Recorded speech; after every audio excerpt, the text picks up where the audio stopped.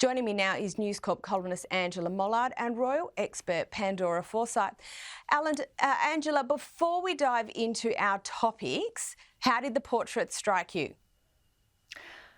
Art as clickbait. Honestly, the pictures of the royal family recently are so bad. We saw the one of Kate Middleton that was the magazine cover that was just infantile. We saw the one of King Charles, which I kind of liked, that was in his red era. There was some references to his tampon moments of the past. But I've decided that anyone can do a picture of Harry and Meghan, and so I've done one. What do you reckon? I think it's pretty good. Look, I spent a lot of time on this, Caroline, as you can tell, a highlighter and a black texter, but I reckon anyone can do it these days. So I'm entering this. You'll be able to see this at an exhibition in London in the summertime, late summer. You know, it's only about 50 quid to enter. So what do you think? I'm going to make some money. I think you should do it. I absolutely think you should do it. Pandora, Harry has been relatively quiet of late, particularly regarding his personal experiences, but he spoke recently about grief and bereavement. How did this come about?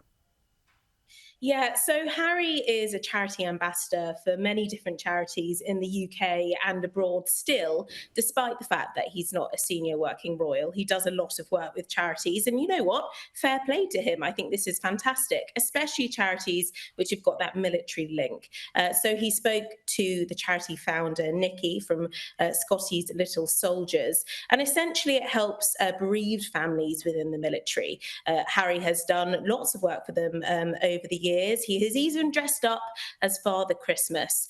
Well, he spoke to Nikki in May whilst he was in the UK, and he did speak with Nikki about his personal experience with bereavement. He has spoken about this before. He doesn't shy away from the topic, and he's spoken how difficult he found it as a child, especially in the public eye, dealing with that, which I'm sure we can all sympathise with. So he did speak and open up to Nikki about this, and I suppose it almost reignited the headline of the fact that Harry still evidently struggles with the loss of his mother and how it's kind of played out throughout his life, but now he wants to very much bring it to the forefront, but in a way that he thinks he wants the narrative to go, which, you know, I'm absolutely, supportive of, to be quite frank, because this is purely to do with Harry's personal struggles with it. And the fact that he's open about it and he's creating conversation about it is fantastic. I totally agree with that, Pandora and Angela. Look, no one can begrudge Harry speaking on this, and I think Pandora makes a really good point there. You know, this does seem to impact his life going forward. What are your thoughts? Look, I think that if you think about Spare, his book, it got a lot of abuse. People were laughing at it. The one thing he spoke about in that book that really cut through was grief. And as Pandora said, with this charity, he does the same. This is where he operates from head and heart together. And we don't often see that with Harry. We see heart going nuts, or we see the head going off.